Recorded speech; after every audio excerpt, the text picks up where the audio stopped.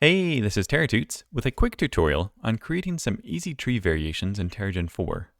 In this video, we'll cover two simple tricks to quickly modify tree objects within Terragen, creating dead trees and frost or colored leaves to add more variety to our forests.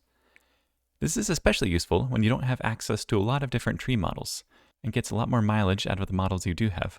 To demonstrate, we'll be using the Grand Fir tree model, which is part of Xfrog's free sample pack you can download from the Terragen website.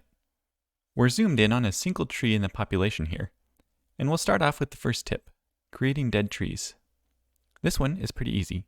Open up the population, come into the object, and open the shader for the pine needles.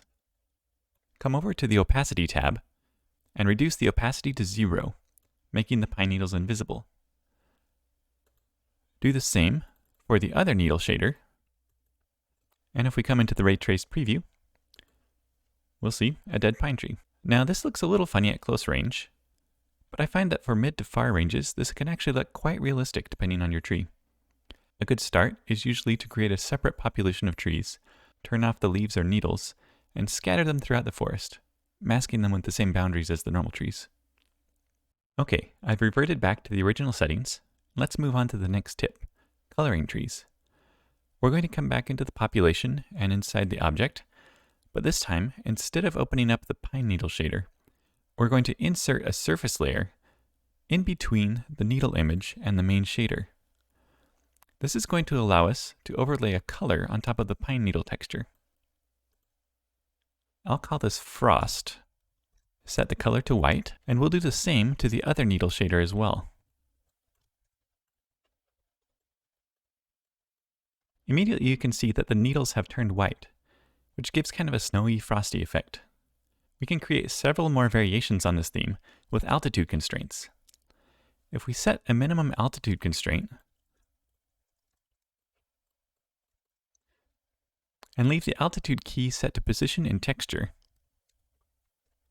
Terragen seems to use the object's own internal coordinates, and we can get sort of a snowflocked effect.